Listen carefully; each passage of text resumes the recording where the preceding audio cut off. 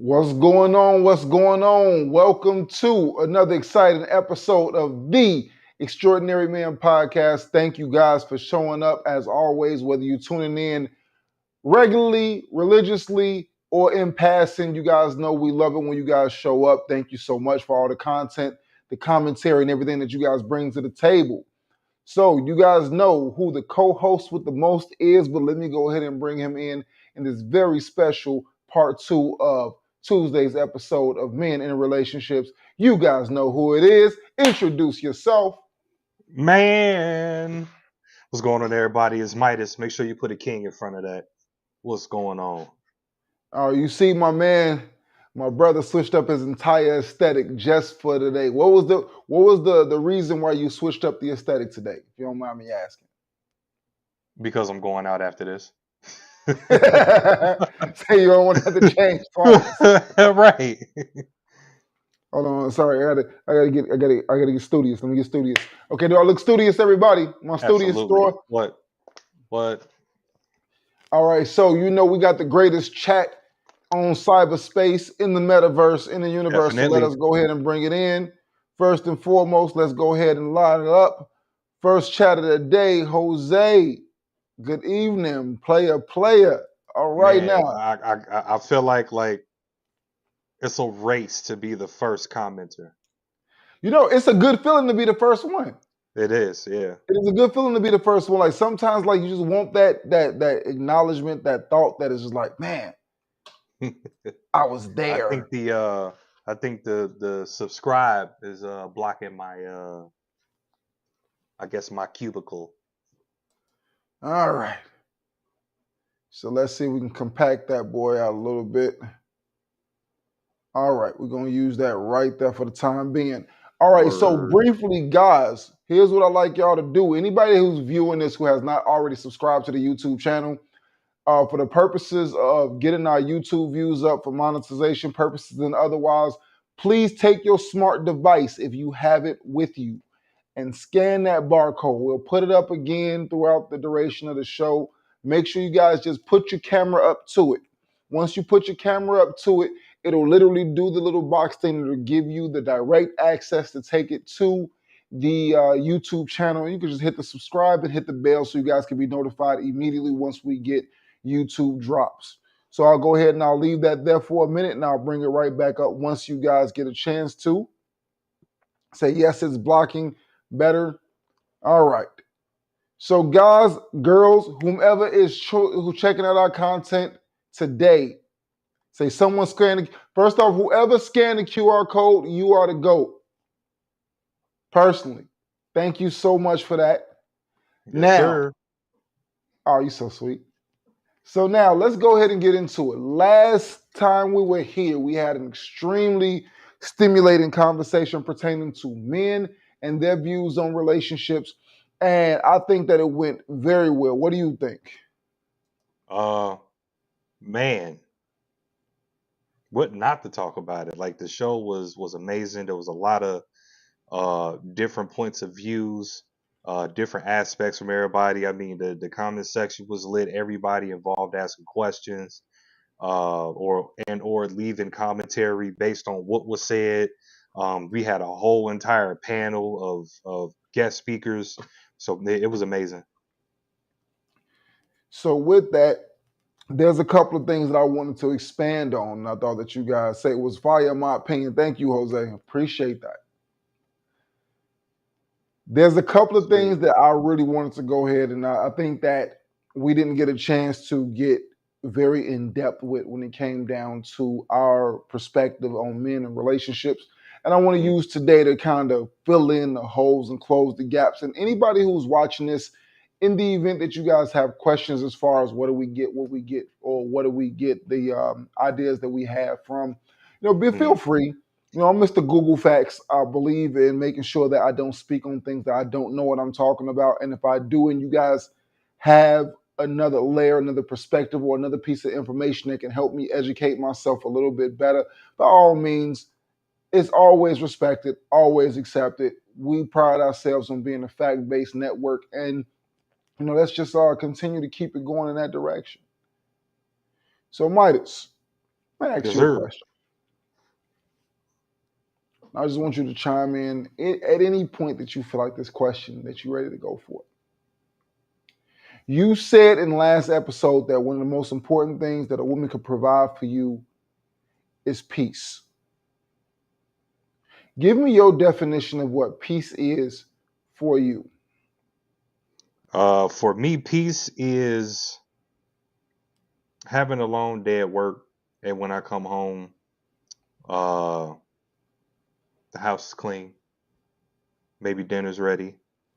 My my Xbox controller is fully charged. Uh, Maybe have a cold beer ready. After I went out and conquered the world and slayed as many dragons as I could. Um, Kids' homework, all the homework is done, checked up, things of that nature. Uh, just being able to come home and kind of just relax and let me just drain and shake the day off of me. Not arguing, not bickering, anything like that. If we do have issues, finding the right and appropriate time to discuss our disagreement so that we can come to a conclusion or resolution on that issue, things of that nature. I think having perfect timing for things uh, brings peace to me. I agree with that. And just to expand on that a little bit, I believe that when you learn your partner and when you actually take the time to get to know your partner, you get to know the nuances of how that person operates. And you also are progressively learning that partner because we're never the same as we start. We Right. always evolve, we always grow, we always become a little bit more involved in whatever our things that we do in the world. Our contributions to society, our contributions to our children, our household, our family at large. We decide to do different things or we feel a different layer of purpose in different areas. So actually taking the time to really observe, to understand, to learn what it is that makes that person tick plays a huge role in how you maintain peace. Because it's not just about giving peace, it's about trying to find ways to maintain peace. Mm-hmm. You see, what worked for me at this point in time in my life, as I start to take on more responsibility at work, or as I start to take on more responsibility because I'm trying to seek higher education, or as I'm taking on more situations because now I'm the coach of the little league team, or I'm involved in more school activities or more extracurricular activities. There are certain things that alter about how it used to be. So when you pay attention and you start seeing certain things that are shifting, really and truly, if you just pay attention to your partner, all the signs will be there. And I think what happens is sometimes we get lazy, we get complacent, and or we get to a place to where we are so accustomed to doing what we want to do or giving what we want to give that we don't ever really consider the fact that that's not what I need. Mm-hmm. I think being open minded and adaptive, that's a huge one. That could You know, bring a lot of just that alone could bring a lot of peace. I Being mean, just the open fact minded and adaptive. to any woman that's listening to this or any man who has a hard time articulating this to a woman, let her know that just showing me that you care means so much. Yeah.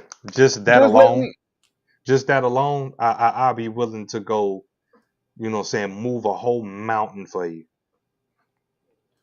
I will meet you anywhere under any set of circumstances if I know that you care, that it's genuinely a priority to you to try to figure it out. Because, believe it or not, a lot of times we don't have it figured out. We're Right. enduring in real time and we have no idea what it is that we feel or why it is that we feel it or what's going on with us and what respect that is happening. We just know that it's happening and we have to deal. And I think that is a level of education as far as how men and women operate is that we don't get the opportunity to feel. Now, I'm not negating the woman's point of view in this, but what I am telling you guys that this is a man's show. We're dealing with man's issues. We're dealing with it from a male perspective. So bear in mind that this is not a tit for tat. This is an understanding of what it is that we go through. And we're trying to find the best way to articulate it for those people who are truly interested in knowing what it is that we deal with and how we deal with it. So what's Yeah, that? well said. Complacent. Complacent is the word that I was looking for last week for settling. I mean, it's basically synonymous Hmm. because you'll fall back into a situation to where it may not even be the most ideal circumstance, but it's a level of comfortability in that situation that makes you feel like, okay, I'm going to just endure, or I'll just deal with it, or I'll turn a blind eye to it for the sake of maintaining peace and maintaining some level of order in the household where really you're not happy. But it's not the worst situation that you can be in. Not the best, it's not ideal, it's not progressive. But if I just keep it the same, at least for a little while, I can at least tolerate it. I mean, after a while, yeah, that tolerable is gonna turn into a big problem for sure. Boy, don't it ever. I mean, for sure. Like it's especially if you do have a lady that bottles and not openly expressive, like how most ladies are, you're definitely gonna have a situation on your hand for sure. One of the worst things in the world that anybody, man or woman, can do in a relationship is not speak up. Yeah. But you know why a lot of people don't speak up, Midas? Uh, I would take a guess and say maybe try to keep peace in the household, try to keep peace in a relationship. Uh, it could be I don't know. I don't know. I'm gonna stick with that. I'll say that's part of it, but I say a larger degree is that people don't feel like they're being heard. You ever had a situation where you are trying to explain something? Like for instance, somebody did something, like your woman did something that you felt offended by, or you felt like you overstepped your boundaries, or something was just like done improperly there. And you turned around and you said to her or expressed to her what you felt in that time frame about that situation. Then what happened? She tried to explain why she did it rather than acknowledging the fact that I didn't know you felt that way and I didn't know that that meant so much to you, Right. or I apologize that you feel that way, but That's however, or any of no, those other no, because synonyms. now you're insulting. Now you Because and yeah, how you because you're apologizing without apologizing, and you're not you're removing your responsibility and your part of it out of the equation and dumping it all back on your partner. It's an because you insult. yeah, because at some point in time you have to take into consideration the fact that there's an action that led to a reaction. And when it happened, you found yourself in a situation to where you have to be accountable for not necessarily the feelings of others, but how people respond to what it is that you do. If you don't feel in a coexisting situation that you are required to give a little to get a little, that there's no need to compromise on your end, that relationship is doomed. Period.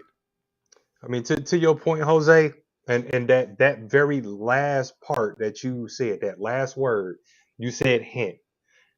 That is a problem I believe a lot of relationships have is Talk there's about there's it. al- there's always cues and hints, and there's never just an actual direct conversation. And Mike, you saying that the other partner doesn't feel heard, or the other significant other doesn't feel heard. A lot of times you aren't heard, or your significant other doesn't want to hear you, is because of how you coming off. And this is one of those times where you have to take into consideration and really utilize, it's not what you say, it's how you say it, it's how you coming off. Go ahead, Now, talk about it. you know what I'm saying? So I mean, it's been plenty of times that I done came off a little monstrous, And I had to, you know what I'm saying, really like look at the conversation or look at my tone and check myself. Like, you know what? Damn, that was that was a little Popeye. That was a little rough. That was a little Yeah. swole. You know what How I'm saying? how I how I address that That was a little could have. swole. Let me pull that back some. You know what I'm saying? All right, look, check it out. Look, this is what I was trying to say. Blase, blase, da da da da da. You know what I'm saying? So I do think that we people go through different things and they always try to use the fail safe. Yes, the people always try to use this fail safe of, well, you know what I'm saying, it's just it's what I've been through and all this and that, and that doesn't negate and take away the fact that we still humans and you still need to conduct yourself like one.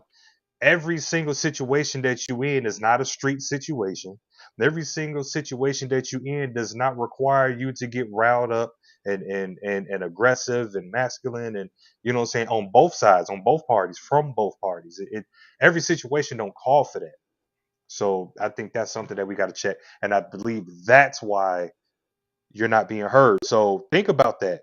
If you are one of those individuals that's dealing with struggling with getting your partner to really understand you and try to hear you out, and you really trying to get them to see your side of the story, it could be your delivery. And or not only with your delivery, but take a look at your articulation. How are Not only is how you coming off, but is what you saying, is it easily conveyed for them to grasp it? Let's look at it from this point of view too. Do your actions always align with what you say? Do your demands match up with your output? Because a lot of times people want and want and want, and it's generally a play on leverage. And again, it's a human thing to where we want to win or we want to have some level of dominance Hmm. in situations. Now, I'm going to say this, and I wish there were more women into this chat, but at the same token, I understand that we run a men's channel. I'm going to say it, and it's probably going to end up getting clipped a little later on. I will say that women are a natural adversary to men, and men's biggest obstacle in life is that we have to constantly find a way to keep our women on our side. Now, even then, I kind of feel like I sugarcoated that a little bit. So let me spin the block. Our biggest adversaries in life are our women because our women are also our biggest assets. But however, how we maintain the balance in a relationship, I don't care what anybody says, there is no 50-50. 50-50 to me would mean that we meet in the middle and we bring the same things, but we bring portions of the same thing. I can I Yeah, cannot bring 50% of the femininity to the relationship. bingo. You know what I'm saying? 50-50 to me. Okay, you fix cell phones, I mount TVs. Let's come together. To me, that's a 50-50 deal. That's a joint venture. That's the only way that I can see 50-50 ever taking place. Now, when So it now comes when it to relationships, there's three parts for me: the cookies and cream, the getting to know each other after honeymoon place, and when you become that couple that you cursed at each other, but damn if you do it to my old lady. Okay, I think I kind of get what he's saying. So the cookies and cream, I take it that's the you know what I'm saying, the sex is phenomenal. That's when she's at her highest peak of advertisement, and you're at your highest peak of advertisement. You trying to swoon her, she trying to. Okay, is that, I think that's what you mean by cookies and cream, the dating phase. But then you also put after that getting to know each other after the honeymoon. Why would you, okay, I know, I'm trying to work it out. I'm trying to work it out. So why, I guess my question is, why would you wait until after the honeymoon to try to get to know the individual that you with? That one is a little confusing to me. It's a little Okay, tricky. I let think me getting to know each other should be part of cookies and cream. let me And try that some, out uh-huh. because the kitchen manners over time start to wear off.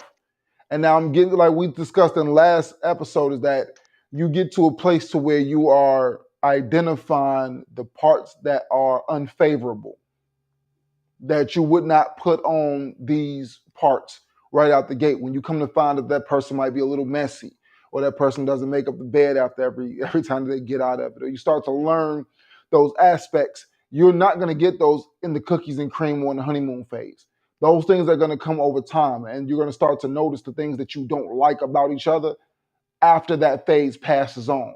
So now it's coming to Hmm. try to find balance to say, can I help you with this area? Can this be fixed? Can I overlook this? There's different things that you have to learn about people that you have to decide, is this something I can deal with for the long haul? So I think that that's what he means. And Jose, if that's what you meant, by all means, chap in, let us know if that's what you meant by that specifically. But for somebody like myself, when I hear something like that, I do understand that us getting to know people, us getting to know one another, it's an ongoing process because we're evolutionary beings. So there's no possible way that I'm going to know everything that's going to be to know within the first 30 to 90 days of knowing you. Then when we decide that we're going to push further into a relationship, there's more stuff that I have to carve out because now once I decide I want to put a staple on you and say you're my girl, you're my girlfriend, you're my woman, you're my wife, you're my fiance, whatever those circumstances may be, I'm still vetting. Correct. Okay. I mean, and I appreciate the explanation on that. And that does make sense because after the marriage, yeah, you are, saying still learning your partner, even 15, 16 years later with mine, still learning new things and still figuring things out and things of that nature. So it's definitely an ongoing class session every day. Uh, but as far as let's kind of touch base on the cookies and cream. How long does the cookies and cream need to take before we start getting into knowing each other after the honeymoon? You know, like I know it varies. It varies. It's not a one size fits all situation. We know that. Obviously, If it's how if you could long. if you could put a generalization on it. I can't. I can't because you got to understand something that people who are, and I'm gonna, as much as I don't like using anecdotals or extremes, people who are abusers or people who are manipulators emotionally and otherwise, they plant seeds over periods of time and slowly but surely test the water to see when they can become their true selves. This also happens when you're dealing with people who they call incels or people who are not accustomed, who don't know how to talk to women, who don't know how to engage with the opposite sex. Hmm. They are learning. And as that woman makes them feel more comfortable, they feel more accustomed to being more parts of themselves. You have to remember something, right? And just as an example, anime only in recent years started becoming a cool thing.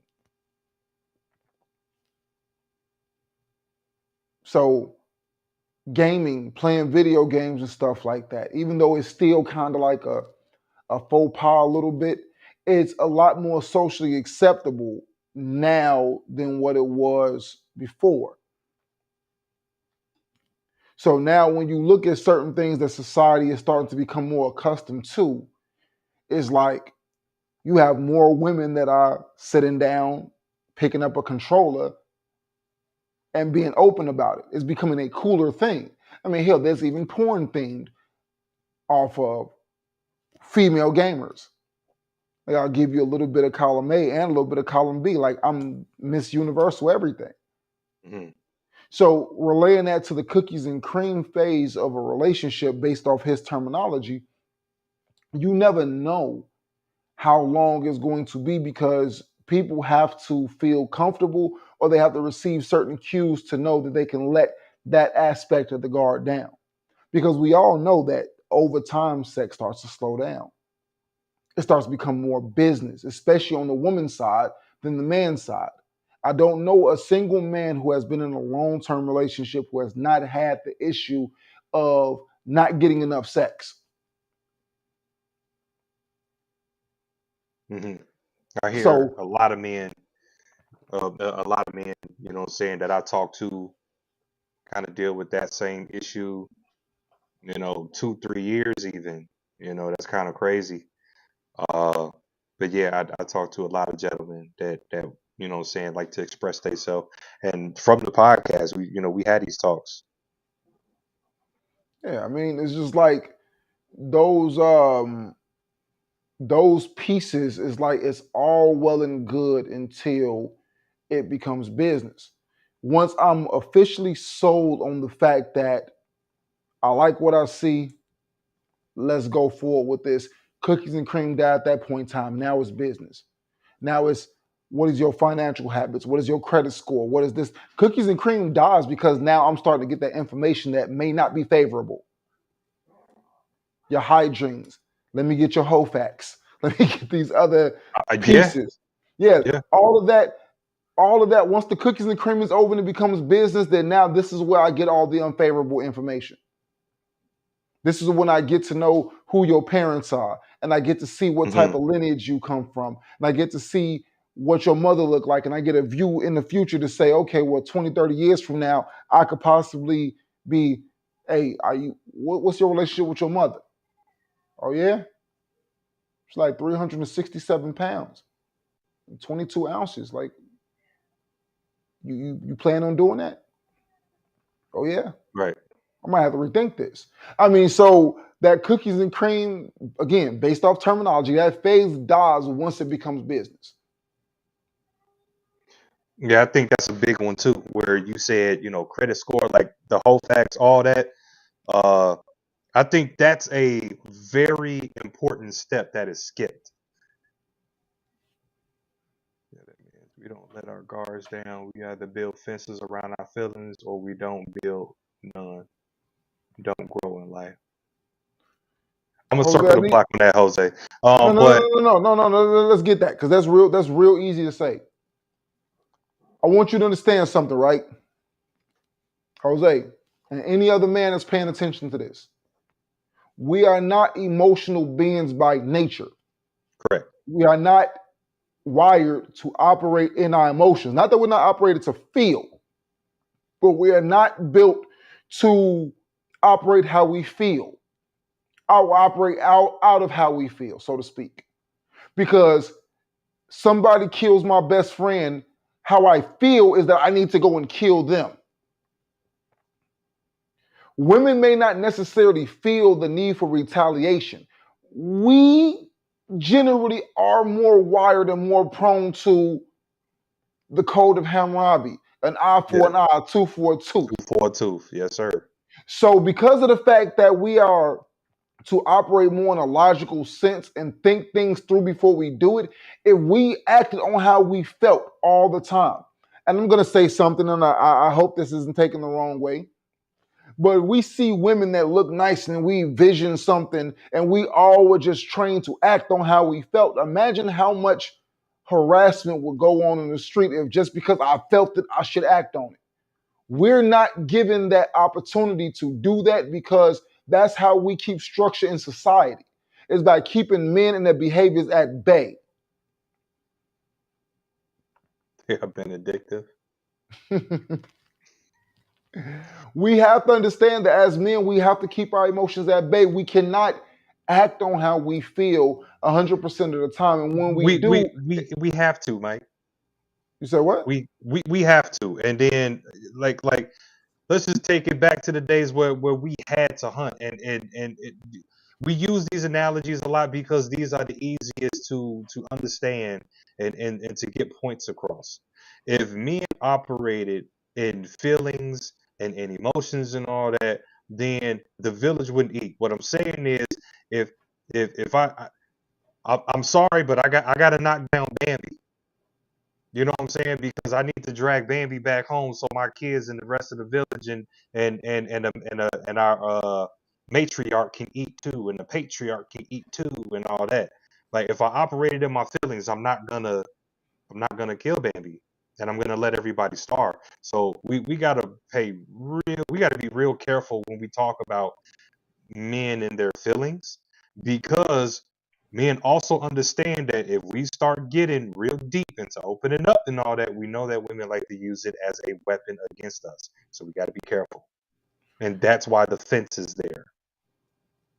See, I was getting there. I was just taking a long way around because I wanted to see the Christmas lights and all the pretty houses and stuff around the block Oh yeah, that I yeah, yeah. was living. But no, I mean, to a degree, it's like when I made reference to women being some of our biggest adversaries earlier, one of the reasons why I made that reference is because of the fact that we let our guard down for our women because we love them, we trust them, we want to believe that they have our best interests at heart as we do for them.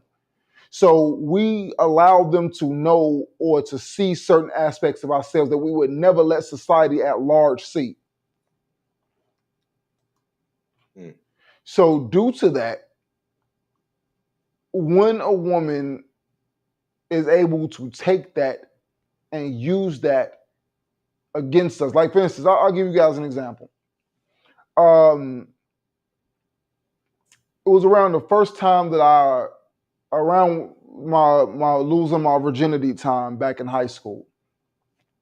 For whatever reason, I felt like it was a good idea for me to have a conversation with my foster mother pertaining to what I was, what I experienced. And I thought to myself, no, no, no, no, no, no, no, no, this is good. This is good. This is good. I didn't get too in detail with her about what the actual experience was, but I felt like I had a certain level of trust with her that I could talk to her about what I was dealing with or what it was, going on in the emotions of a teenage boy, and that she would understand and she would probably give me some solid advice. Time passes, and it's a group of her friends at the dinner table, whatever. They all had a little get together at the house, and she put me on the spot in front of all of her female friends, and now it's like I'm the butt of their jokes. But it's like I felt like I'd share something intimate with you because you're acting as a mother figure to me, and then you turn around and you use this personal information I gave you to make me look like an ass in front of all of these people that you know. Mm. That was the first experience that I had of having a woman use something important to me against me and weaponize my personal information against me. And it was a pain that I could tell people that I never truly got over it. And it made me have a resentment toward women at large. Then it's like, as I started to really get into dating 18, 19 years old, a lot of the women that I would attract would be equally as damaged as I was. So we would get into arguments and things like that. And in the midst of mixed company, they would mention certain things about me. Like I remember one girl had the audacity to say, call me an orphan, basically. And her, out of anger, she decided that telling me that because my parents, I guess her understanding of me being in foster care was that my parents never wanted me. So she used that and she found the worst way to say that again in front of a group of mixed company to say to me that, well, at least my mother and father actually wanted me. And it That's was a rough. sting that I could not ever forgive her for That's rough. because it's like, you said this to say, oh, I was mad, I was just angry, oh, I didn't mean it, but you did. You dug deep and you found something that you knew that would hurt me in the worst possible way, and you used it as a dagger to try to stab me in my fucking heart. Excuse my French, you too, don't strike me. But Mm. in the midst of doing that, your aim was to cripple me emotionally, and it worked. So through these experiences that we have to where you give certain aspects of yourself. We always get this way with people who we are monogamous with because we want to believe, we want to trust that they have our best interest at heart. And even in private, when they regurgitate something and say something back to you in a mean, malicious way, that is our kryptonite because we let that fence down for that person.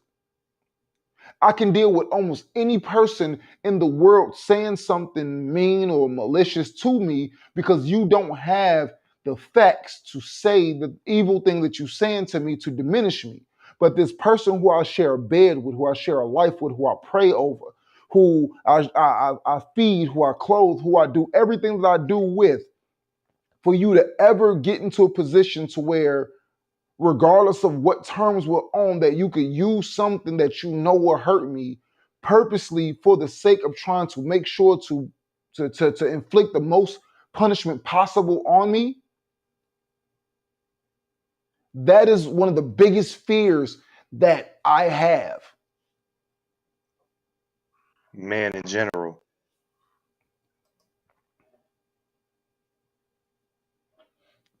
So I that's rough, think that right? I mean it is, but it's reality that a lot of us deal with. Hmm. It's a fear that a lot of us live with in the back of our minds, and we don't speak up on it. Why? Because we feel like the silent majority. We just go out, we do, we live, we create, we build, and we just shut up. I don't know how we allow them to weaponize our emotions. Uh, Manipulation, sure, but allowing them, like, I don't know how we give them something that they want to do. That's what they want to do. I don't see how we can control how we allow them to weaponize it. Now, how we can refrain from it ever becoming a weapon. How does when you have a scientist that's creating something fantastic, and then like, let's use a movie analogy. The government wants to come in and snatch up either said technology or said formula or chemicals to try to turn it into a weapon. What does the scientist try to do? Or what does a outside team that understands what's going on try to do? They try to destroy the blueprints as if it never happened. So that's what we do. We either destroy the blueprints or we just keep the formula to ourselves. We don't make it tangible. We don't write it down no more. We just keep it here. There's a saying that men often cry in the dark. And it's not that we just literally go and find us a dark corner to shed our tears in and then we walk out of it. It's the fact that a lot of what it is that we have to feel in very uncomfortable situations. That if we're unsuccessful, you look at a homeless man outside, he's treated like the lowest of the low on earth. Sometimes people literally try to avoid even speaking to that person because they don't want to be asked for anything or they don't want to be approached or accosted because we automatically think that he might be crazy, there might be something wrong with him. I have to work for mine. You should be out here working for yours. Like, how dare you be out here begging? There are opportunities for you as a man. We automatically create these preconceived notions of what we see when that man who is already downtrodden. But does anybody ever take the time to think what has to happen to a man, an able-bodied man, for him to get to the mental position to where he is going to beg for a living? What has to happen to a man mentally to rationalize begging? Does anybody ever consider that? I'm finna go for the jugular on that one. Go ahead. It's the 80 to 90% of divorces that are initiated by women as to what causes a man to really go that to lose his state of mind that much. and to lose everything and to give up on life, period. That's not all of them, for sure. But I think, to me, I think that might be a really huge factor in that. I think that there are far too many factors to mention because men don't talk. There are a lot of us who are walking amongst each other who are hurting secretly. What was the guy who, the dancer? He was on the Ellen show. I think, not Twitch. What's his name? Was it Twitch? Is a black guy? Yeah. Vaguely. Okay, so Mr. Google Facts. Hold on one second. Keep the I mentioned conversation going because I want to make sure I I, got this. I mentioned that story and brought that story up because I did speak to, I happened to speak to an individual. This is years ago. Speak to an individual that went through that exact situation, to where this man was a very successful businessman, nice house, kids, cars, you name it, and ripped him of everything. The man went bankrupt because of the way that the courts are set up. So that's why I kind of, went for the jugular on that one, because I have had this conversation. What I would like to say more so than anything, and I just want to be very clear about this, is the fact that I believe that it's time for a paradigm shift. But that paradigm shift, it's almost like the WNBA, right? Bill Burr had one of the greatest jokes on the face of the planet Mm, about how I many know. empty Hmm. seats there are and how many women are screaming women's empowerment, but how many season tickets are not being purchased by the very women who are screaming that men are the problem. Well, go out and go support it. Go buy the tickets. Go sit in the stands. Drag your husband to these games. Go be a part of the solution rather than complaining about what you think the problem is. Because it's easy to do this, but it's harder to come out of your pocket and actually be part of the solution for some Yeah, strange be reason. be productive. Yeah. Let's take that on the flip side. You don't have a lot of outlets for men to be able to say what it is that they feel, the way that they feel it, and express themselves. And the reason why this is because of the fact that, well, there's no monetary incentive in men being able to talk. Hmm. There is none. There's no direct retail correlation between men's feelings and purchases. We too logical. It's really hard to like, we understand how hard we work for that money. Those that work for it for real. We understand how hard we work for it, and how clutched we gonna be on it to to let it go. You know what I'm saying? We don't want to pay utilities. Don't want to put gas in the car, but I have to. You know what I'm saying? So I know how hard I work for it. You know what I'm saying? And trying to make sure that it's always there so my family's straight. And it takes a lot. It takes a lot to get it from me. And I may have to research for months on a particular product or a particular service before I actually pull the trigger to be like, all right, I think this will. What do you mean by why you have to, you choose to? You mean by why I hold on to it?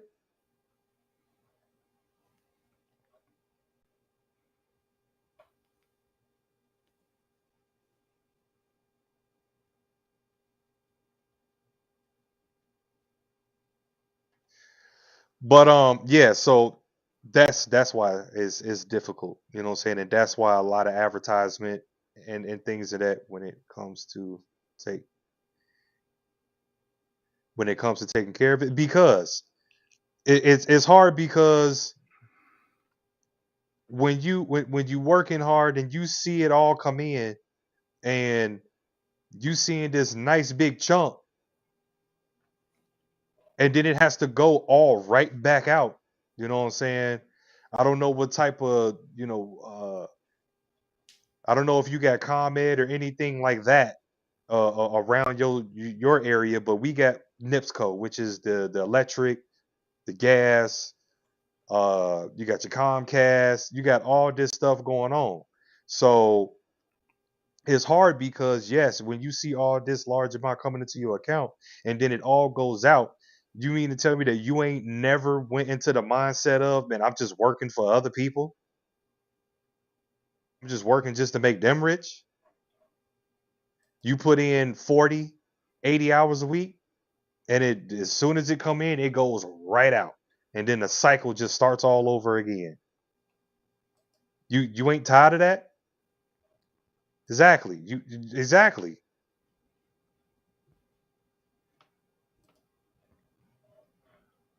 I'll put it to you like this, and I wanna just bring it in a little bit for the Mm. sake. First and foremost, before I bring it in, I'm going to go ahead and jump into my shameless plug time. Yes, y'all know what that's like. Shameless plug time. All right, if you guys have not already subscribed to the YouTube page, by all means, we have developed this nice, beautiful QR reader which allows you to see what we have to offer. Right here on the right hand side of my screen, and maybe the left hand side of yours, please take a look at the QR code. Take a scan of it. It'll take you directly to the YouTube page. Please feel free to subscribe to the YouTube channel. We appreciate every single aspect of what you do. All you have to do is turn your camera on. Your camera will automatically find it. You click the little yellow tab that it takes you to, and boom, you'll be right there at the YouTube channel. Please help us grow our subscription base. Like, share, subscribe, hit the notification bell so that you can be on top of all of the latest content that is coming from the Extraordinary Man podcast. So I'll leave that up there for a couple of seconds, and then I will give you guys a couple of thoughts that I have inside of my little bitty brain. But thank you guys so much for all of the patronage and all the time that you guys have been giving us to be a part of the Extraordinary Men podcast thus far. We are probably 11, 12, 15 episodes in, and you guys have been absolutely amazing with the content, the comments, the likes, the subscriptions, and so forth, etc. We are officially 161 subscribers in. Our goal is to get to our first 1,000 before the month is over. So again, thank you all for all of the time, the attention that you have been devoting to helping us grow this channel into something sustainable. So I'll leave it up there for another minute or so, and then you guys will get back to the content. Definitely enjoying what you guys are doing for us. Definitely enjoying being able to provide some content for you guys. And another thing that I always encourage, if you don't agree, by all means, please provide comments, context. Don't just Mm-hmm. stray away, because the only way that we're going to build as a community is that we have to bring opposing viewpoints and come to a unanimous understanding of how to look at things, how to see things, and try different methods to find out what works. I'll never know if my views or my theories are flawed if I can't test something different. And a lot of us, we get into our feelings, we feel things, but we don't say things. And it causes us to just bottle it up and create these feelings of hatred or loathing toward people who think differently than us. We don't have to always be tribal about our feelings and emotions. Share with each other, build with each other, grow as a community, and then spread what works to the outer community and continue to grow and expand. So thank you guys for scanning the YouTube link. Definitely appreciate you guys for that. Now we'll go ahead and get back to the show with the most, baby. All right, so as we were with this, so I always agree to disagree. Mm-hmm. So Just as far as things that we're discussing. Last week, or not sorry, last week, but last Tuesday, we discussed pretty much everything under the sun that could have some level of dissension. My personal beliefs are that a man between 18 and 28 should not be dating seriously. Between 18 and 24 is when he should be developing his skill set, going to school or starting his business or getting involved in a company and working himself up into a place to where he can take care of himself. Between 25 and 26 is when he's going to more likely be paying those student loans, when he's going to be dealing with a lot of things that society is going to be throwing at him. He's going to be trying to figure that out. So by the time 27 and 28 here, he has developed a cadence of knowing what he has to pay, of living on his own, independently doing what it is that he has to do. And at that point in time is when he knows what he has available to entertain a woman. Until a man has gone through certain rites of passages, he is no good to a woman at all.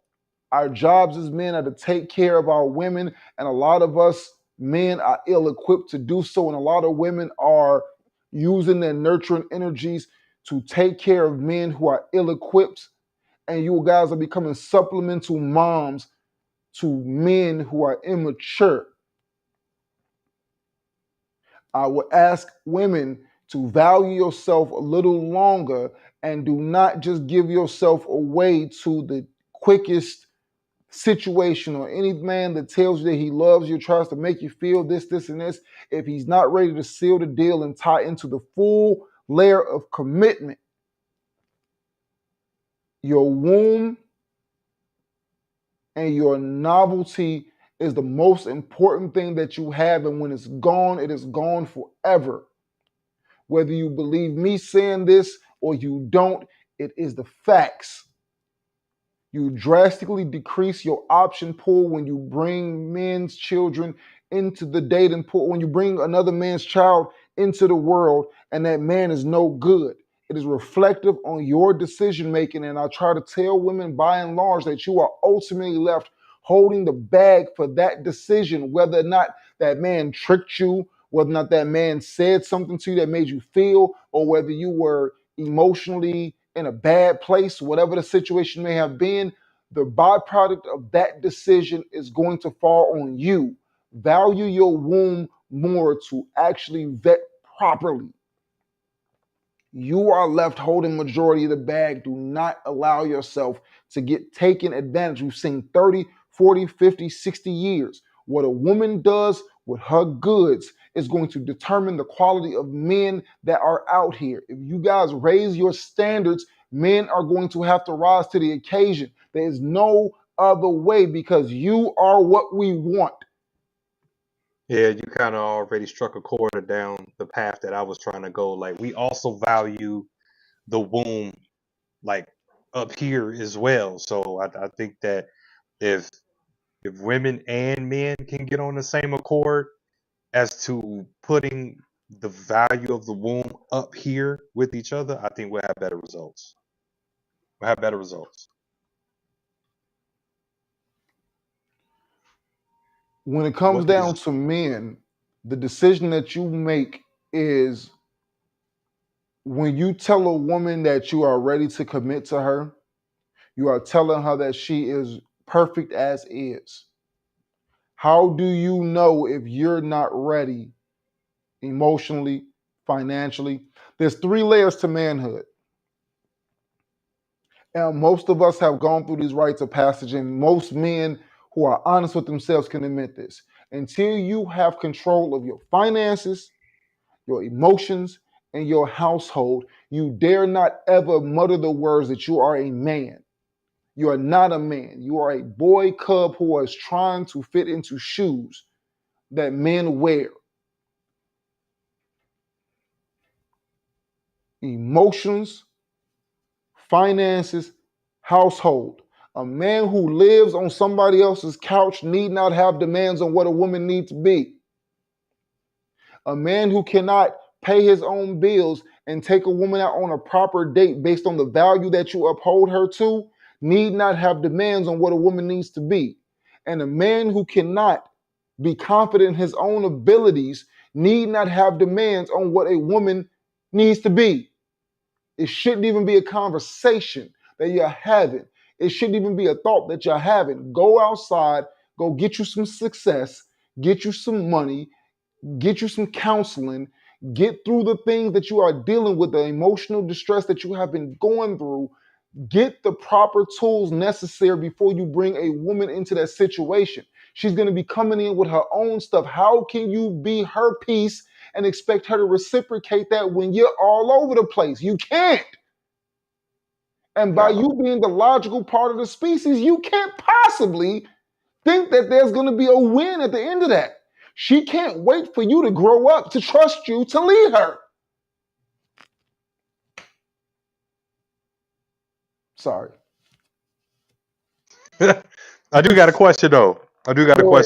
It's kind of a spin back on you saying that when you, I guess, propose or put a ring on it, you telling her at that point that she's perfect the way she is, correct? What's up, Uh-huh. Keita? The boo Um, is here. my question is, does she need to stay that way? Said that she needs to stay If that way.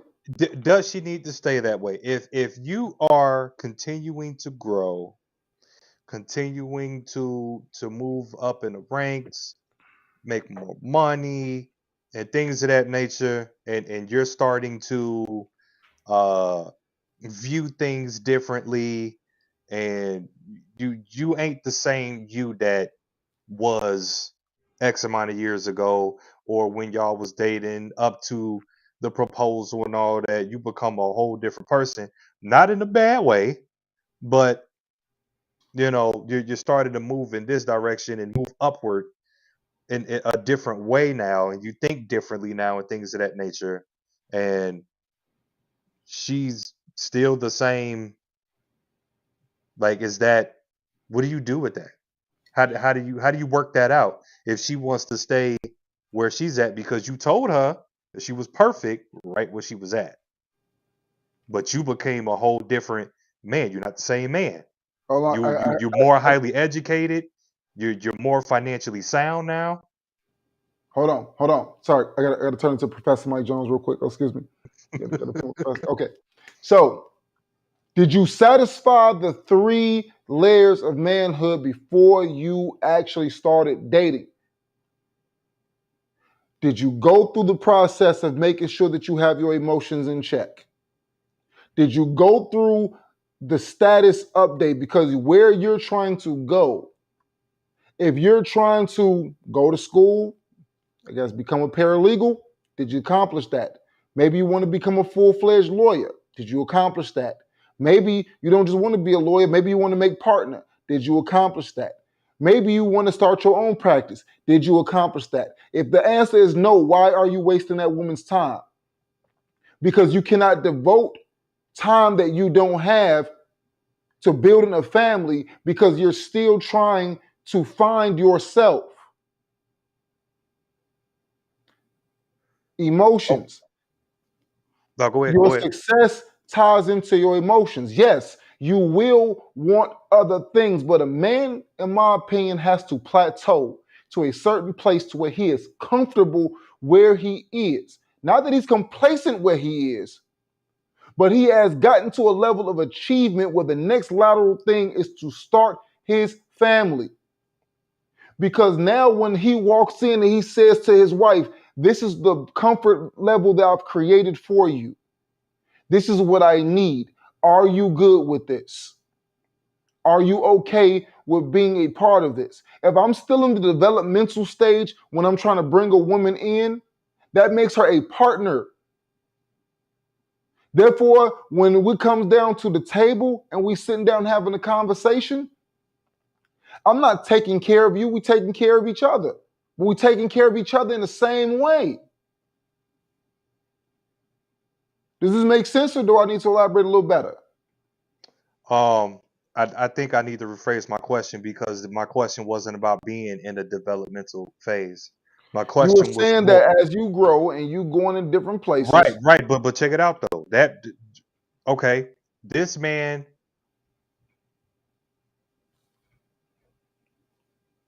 I'm gonna come back to that, Keita. But Yeah. you're right. There is no end date to find yourself. I 1000% agree with that. Now, what I'm getting at is, let's take Michael Jordan for instance. Okay, Michael Jordan left, and then he went to go do golf. Then he went to go do baseball and tried that out for a little bit. The man was already established. He's already in his, we can call it masculinity, and he's Hmm. already in his manhood. He's already in his stride. He's already got the money, the house, the emotions, and all. He's already got it. Now he wants to elevate again. But your lady still wants to stay at the basketball. I'm over here on golf now. I'm over here on baseball now. You know what I'm saying? Hey, That's the part that I'm trying to get answered. that She that won't was a adapt and move with me. that was a terrible analogy because How? where's Juanita now? Who's there now that Michael Jordan is at the place to where he is finally in his zen and his peace?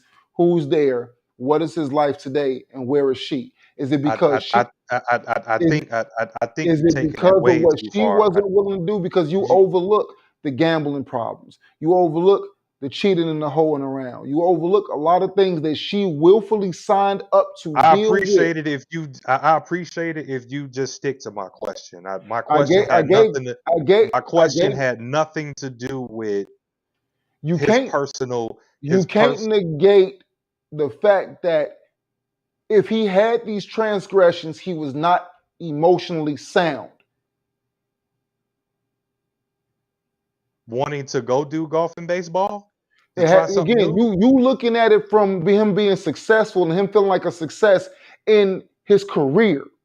But what about how he felt emotionally? When we go back to those three things that I named about his finances, his emotions, and his house was in shambles because he was out doing the things that he was doing, and his emotions was out in the open, lost his daddy, all types of other stuff. There was things that he could not provide And he still won a because he was not championship. there. But, all You right. said what? And he still won a championship when his daddy died. He still Doesn't went out on matter the about court and because played. again, you focused on one element of it. That one element of it is saying that okay, because he did well at what he was. Okay, you the greatest at what you doing. You didn't collapse under pressure because of what it was, but you left. You left basketball. You left the thing that you were the absolute 100% greatest at to go and do something else. Why did you do that? Did you do that because of the fact that you wanted to try and do something else, or did you do that because you're having a mental breakdown because every other aspect of your life was collapsing? That's what we don't get a chance to ask the man. And I don't think we could speak on that part of it either, But because that's we the don't point. Those, know. those were the examples that you gave. We don't know that part. I didn't But give the what I'm example saying is of the him fact that collapsing and all. You brought all that extra. because You these brought all things, that on. I was because just we sticking to have, where he's already a man that's already established, and he wants to elevate and try to do something else. But she wants to stay right here where I was at basketball. but How who do I said handle that Juanita was situation? That's staying all there? I ask. But who said I she don't care was about this staying there? man's daddy. But Not to who say I don't care about said the man daddy dying. That had But nothing to do who with the but who convo. said Juanita was staying there? Who said she was stuck in that one nuance? It was Who an said example. that? It was an example. It was just an It's not an example. example. Because you use the man that we have a lifetime of work validating in an entire documentary where he discusses this stuff. He said this in his documentary. We know we have the facts. We have everything. We have the platform. You can't use that as an example, knowing that we have irrefutable evidence that he put out himself detailing the situation that he was going through. He was emotionally out of whack. He said it himself. That's why I said that particular example was not a I'm great sorry, y'all. example. I'm sorry y'all couldn't get an answer as to how to handle this. I apologize. I tried. I tried. I tried. I give zero fuck I give zero fuck about his personal shit. I don't give a fuck. I'm asking a basic, simple question. Hey, fuck it. Midas is a very successful business owner. I'm trying to move and do different other shit. I'm having issues. This is not a real situation. I'm having issues with my wife being able to be adaptive to me being able to do this so that I can try to position myself to elevate further. If I make a $500,000, if I'm trying to position myself to bring in $1 million. But she won't budge with me. She won't grow with me. What do I do? Fuck. Please answer the question. Then ask the question like that, so you can actually give a real answer, I not use Michael using Jordan because somebody. everybody knows Michael Jordan. No, No, I I thought thought the the question question was was clear. clear. How do you adjust if you outgrow your partner? Thank you. No, that was a very clear question. What she just said is, how do you adjust if you But outgrow she your told partner? you that she thought that it was clear. Okay, She just told congratulations. the audience is speaking. Okay, great. So would you like me to answer that question that she asked? That was very clear. If the audience said my question was clear, Mike, Would you you're like the me to one that answer the don't question, understand. sir? Would you like me to answer the question? All right, go ahead. So we're gonna always get to places where we dealing in relationships to where we're not going to be on the same page. Mm-hmm. I've never seen a single person or a single relationship under the sun that has never dealt with a situation where they are not going to be on the same page. The question is it a macro situation or a micro situation? What I mean by a macro or micro situation is the result of this thing that I'm trying to accomplish, is it too big to overcome, or is it too big to compromise? What is the Mm-hmm. root of the situation and why it can't seem to be compromised on? If I'm dealing with somebody who is selfish and does not want to compromise on a situation because it's going to cost them some level of their strategic leverage, or they feel that they're going to lose something in the process, or they just don't care about what it is that I want to do, Mm-hmm. I can't be in a relationship and not care about what my partner wants to do. It's not possible, because there's no growth that can possibly come from that. Now, obviously, in a situation, it's very difficult to say, oh, well, you should just leave the person. We know better than that. More than likely, we got kids, we have mutual friends, we have a bunch Right. of associations and things that we're dealing with. No, it's not Right. going to be as simple and as cut and dry as let's find. Sometimes the easiest answer is to find a mediator and try to find middle ground. Move into a direction to where we can actually agree to a small portion of it to see where we can find the point of least resistance, and then see how that will turn out. And in the event that it does, let's revisit the conversation. So for instance, I'm making $500,000, I'm trying to make $1 million. This is what it is that I need from you to do.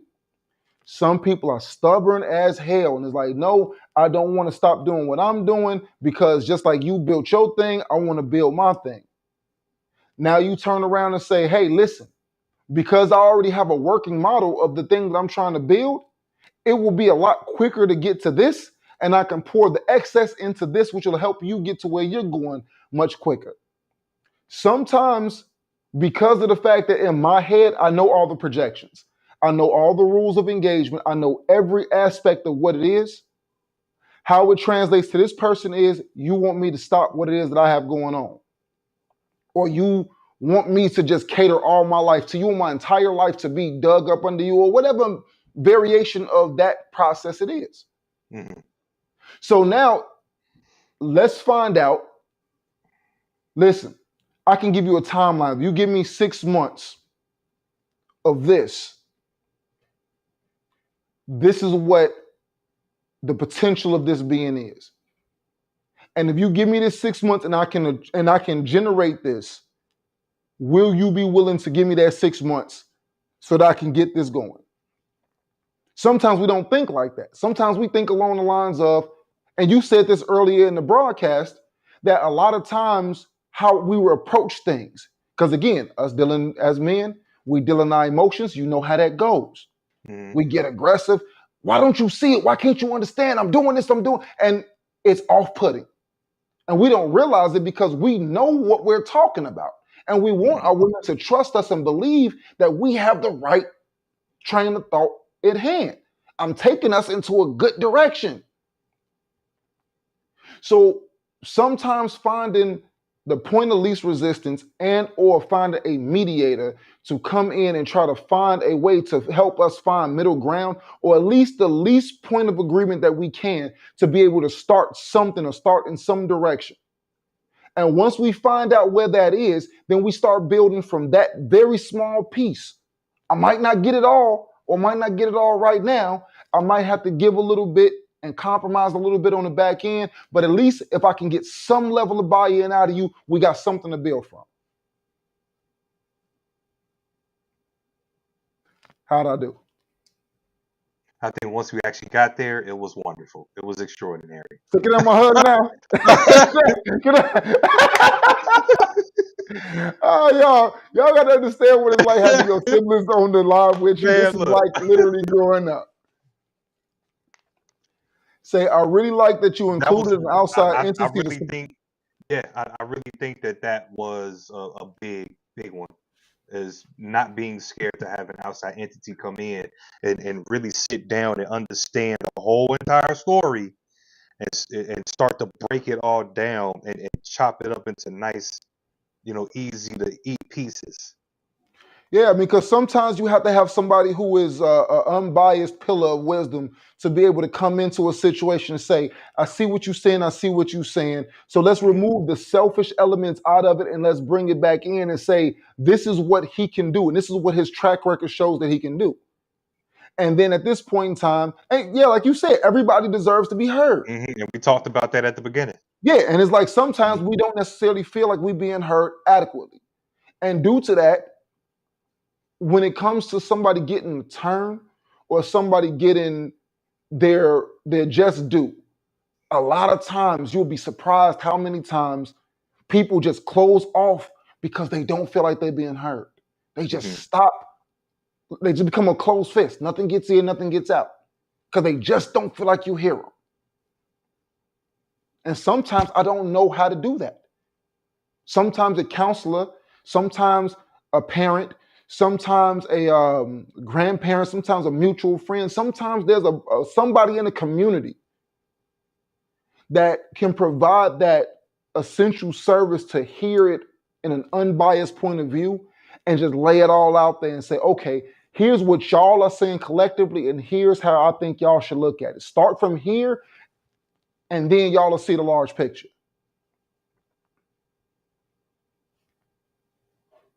Yeah, that too.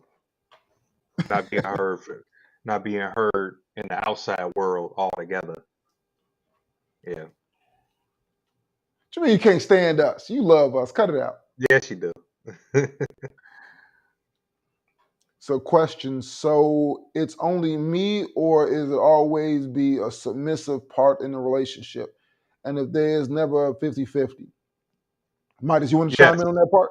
Yeah. So I mean, honestly, submission and I really hate that the word submissive has such a negative vibe to it, but both parties submit to each other and for each other. You know what I'm saying? In certain situations, she may have to go do something. You're gonna have to submit and stay in the crib and watch the shorties, and vice versa. So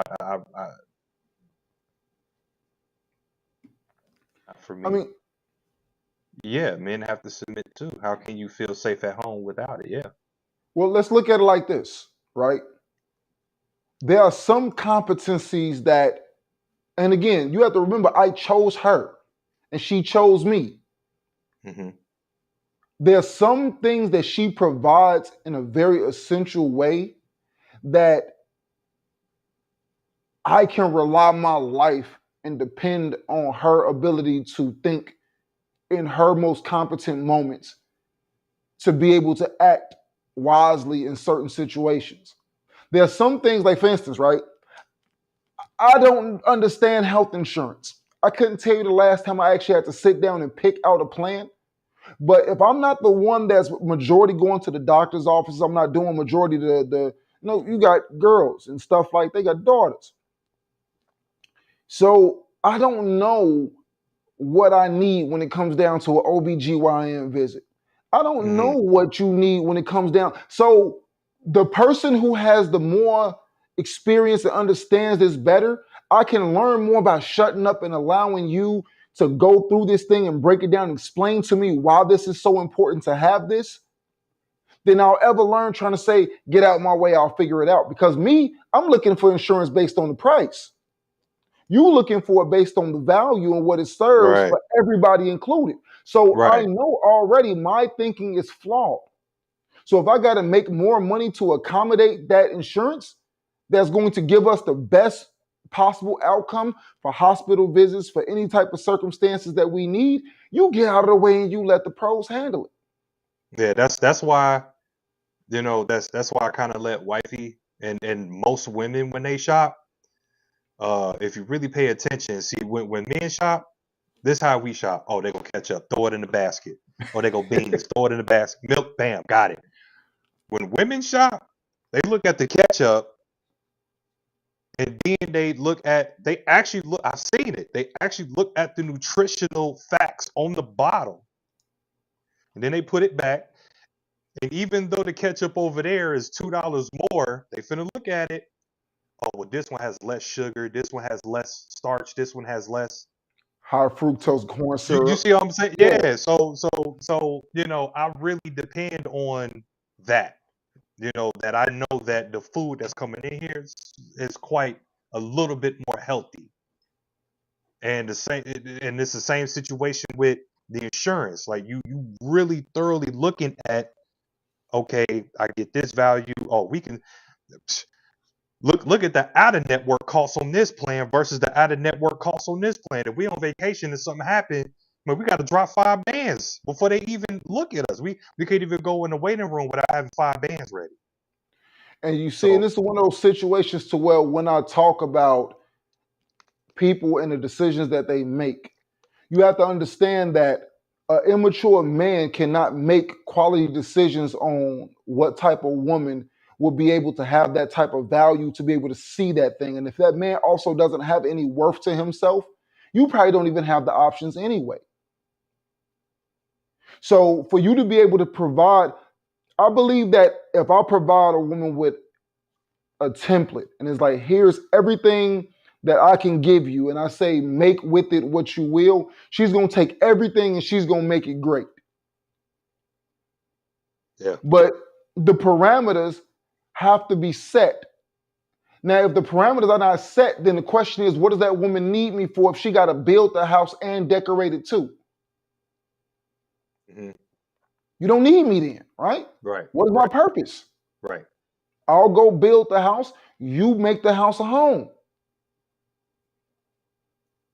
You teach me things, I teach you things, but there's a certain level of comfort, competency, and understanding what the value is that the other partner brings in. And that comes in through the dating phase, that comes in through understanding what was that cupcake phase we were talking about earlier? the cookies and cream phase. Cookies and cream phase. So there's a lot of things that come in through certain eras of the relationship that let you know that this is looking for. But guess what? If Okay, you I'm back. unestablished or I'm underestablished, what I'm looking for at this level, when I get here, she is no longer going to be adequate because I told her she was enough right here. But now that I got here, that ain't gonna cut it. But I told her she was perfect here. Right. So now I'm creating confusion in that woman because of the fact that I wasn't where I needed to be, but I told her that she was fine.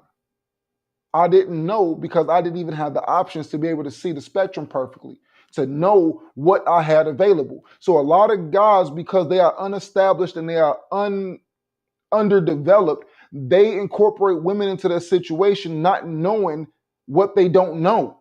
You don't know that one day you're going to be in a room in Vegas and that you're going to be a hot topic to women. You don't know that. So therefore, you're going to be like Kevin Hart. Not to throw him under the bus or anything, but when you have somebody who was never used to women finding you attractive and now you are a big it factor because of all that you've accomplished, yeah, your wife looks like this, but I never had a room full of this before. Hmm. And you become weak and susceptible to it because you were so easily swooned by the temptation because you never had access to it before. That's why you left your first wife for this one. And now you're cheating on this wife with all of this because you are still immature in that department of your life. If that makes Uh, sense. you know, Jose, I'm reading your comment here, and I kind of look at it completely different. You know what I'm saying? I believe a relationship, yeah, you know what I'm saying, love and all of that, you know what I'm saying, that's a byproduct of being together and learning each other, growing together. But yes, it is a business, sir. It's a business, sir. Uh, that's we can even take it to wedding. You know, uh, the wedding dress costs money, the DJ costs money, the food costs money, your tuxedo costs money. Your best man got to get there. His tuxedo costs money. You're supposed to pay for your best man and everybody that's in your wedding. You pay for all of their suits and shit and all that. Uh, Possibly any travel if it's needed. It all costs money. You know what I'm saying? So if the world around you has built a business around your relationship, why would you not treat your relationship as a business and try to bring money into the business when everybody is trying to extract money from your business? Buying a house, buying a family Buying a car, house, how many having kids you children, have determines what having type of children, vehicle they that you making money. need, Yeah, they private having school or kids, they public making money school. off you. They making money off you before your kids even get here with all the doctor visits and prenatal pills and all everything. Did not now your kid here. Now the doctor got to get paid. Oh, don't have a C-section. That's an extra 20 bands, sir. It ain't nothing but business. It's literally nothing but business from beginning to end. And a lot of times we think of it from the love aspect, but we are completely oblivious to the fact that we live in a world that is predicated off of finding a way to make us think about everything other than the love that we have. Say, but successful businesses hire a team. Most marriages, not a team. I mean, most marriages not thriving because there's a pressure. Let me comment on that. Marriages at one point in time in history, you had a strong central church. You had communities. You had parents who were together, who were able to sit back and knock some sense into you when you were making mistakes. You had a community around you that were all the way involved at one point in time. And the dissipation of that community aspect as it was has made us more linear in our thinking. And then with this hyperinflated thought process of independent womanhood makes women think that everything is an option. And this isn't all women. I know I shouldn't have to say all in a room full of intelligent people, but I will for the sake of it. When we are dealing in a situation to where there are so many societal influences that are constantly interfering with the monogamy of your relationship, a lot of times it's hard for you to focus on things like love, because love is not going to make sure those lights stay on. It's not going to keep that cell phone on. Love is not going to make sure that mortgage is paid. Love is not going to pay that private school bill. It's not going to buy those Huggies. Love alone does nothing. Duty and understanding of what your part is in that tribal unit is what keeps relationships together. If I know I'm the point guard of this team and I don't show up to play ball today, I can hurt the team. I Correct. got to show up. I have a Correct. sense of duty knowing that I need to be there because the flow of the team goes to the wayside if you take essential pieces out of it. Say love ain't nothing to do with it. I learned that lesson. Love is there's nothing wrong with love, but like I continue to say, that love is one thing and respect is another thing. Say when hunger knocks at the door, love goes out the back window. It's To just the some way that women, it is. to It's some just the men, way to that some it women, is. to some men. Yeah. But this is why I am such a strong advocate for the fact that men should not be involving themselves in Yeah. situations. And this is not to absolve women of any parts, but I'm not a woman. I don't walk in the world. I don't walk in the realm of a woman. I, I'm very open and transparent about my life and my existence and the things that I've done. And I have no problem telling people I didn't finally get my head and my bearings collectively where I needed to be until I was 33 years old. You have to understand, my daughter is 14.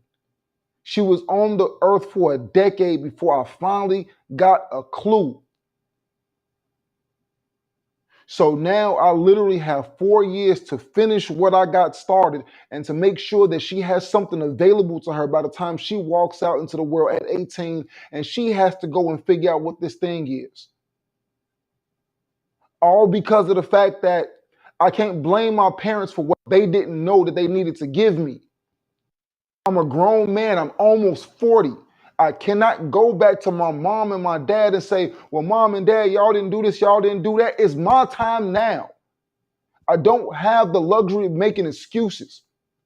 I have a child now that is going through everything that I go through as far as emotions, as far as understanding the difference between real and fake friends, understanding what love and lust is. She's trying to figure these things out. And in the meantime, I have to parent her, educate myself, work 60, 70 hours a week, and still find some time to make sure that my mental health is straight. And to a earlier comment that Jose meant, when we said everything, that's what everything is. Mm-hmm. See, I'm gonna do both because as a grandparent, you should step up now that you know Yeah. better. Absolutely. Absolutely. Absolutely. The grandparents are the anchor of the family, of the tribe. All the wisdom, all the knowledge, everything is supposed to come from you. And then your offspring, which is our mom and dad, they give us what they know, but we supposed to be able to go back to the head, the actual head of the house, which is grandma and granddad, to get all that. There's not a single time in my life to where anything that I truly understood that I didn't understand from two things. Either it was wisdom from somebody older than me who kicked me on game, or from experience. Mm. Say, right, I'm still figuring it out as I go. There's no manual for this. All Yeah, I can do is ask my we elders all for a are. roadmap on life. And the older you get, the more you I'm appreciate that still elder trying to wisdom. figure it out, bro. I'm still trying to figure it out. I got a lot of it figured out. There's still more. Every single time, every single time that you learn to do math one way, here they come again with a new formula. Yeah. I mean, we're healing, and we still have to go out and send another generation out here, and we have to wear it and pretend like we're not dealing with it. Hmm. We got to walk out like we literally walk out here every day and pretend like there's nothing wrong. I got to leave for work in like an hour. And once I go, and then I got to go spend 10 hours there and put on a show for 10 straight hours, only to come home exhausted and beat down, sleep for 2 or 3 hours, and get up and sit at this same computer, do another podcast at 11 in the morning, get off that podcast and do schoolwork. Mm. Because between 18 and 28, I wasn't focused on going to school. I thought I wanted to be a rapper. I thought I wanted to be everything under the sun except successful. Same. I I- can relate. I can so relate. now, so now at 37, I'm doing it. Everything that I should have did back then, I'm doing now. So that's what I'm telling anybody. You got sons, grandsons, whatever. Snatch them up. Snatch them up. Get your face out them girls and get your head in them books, because there ain't nothing out here for no broke man, boy. This ain't nothing out here for you. Say once we realize we're on the same Yes. team and we have made. And you know what that boils relationships down easy. to, Keita?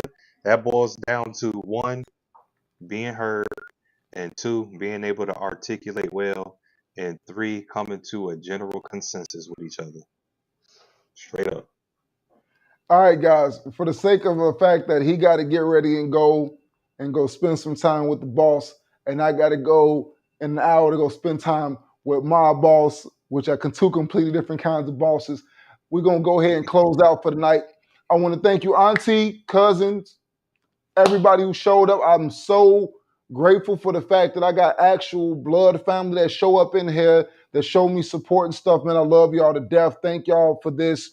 My man Jose, Shakita, we love y'all to death. Always showing up, always day ones, consistently. Thank you for all of the support that you guys give us in this thing that we doing. And if y'all find anything of value that we doing, if y'all like the way that Midas went in on me earlier today, y'all go ahead and put a 1 in the chat. Man, look, dog. I was about to come through this goddamn camera. I'm like, I know he understand what I'm saying. But anyway, yeah, like, share, subscribe, click the bell. See, she full of drama. All right, so just one more time for the one time. On the screen.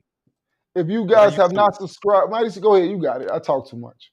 If you have not subscribed, I'm gonna hit them with the pearly. If you have not subscribed, if you watch 2 or more of our lives and you have not subscribed, we got beef. You hear me? We got beef. But man, I really appreciate y'all. Thank you so much. We will be back live again tomorrow morning at 10 a.m. Central Standard Time, 11 a.m. Eastern Standard Time. My mind is already out the 10 door. 10 a.m. Central Time. I said that. Okay, well, never mind. I missed it. It's your fault. But anyway, I appreciate y'all. Love y'all. Like, share, subscribe, click the bell, and let the world know that the Extraordinary Men are here. Wow. Did you see that? We got a reward. What reward we get? It says you have received 100 messages in your chat today. Congratulations. And they gave us an achievement. A word? Mm-hmm. Oh, man. Good night, y'all. Like, I feel like hip all this stuff. All right, y'all. Thank you again. Love y'all to death, man. Saturday already. Yep. All right, y'all.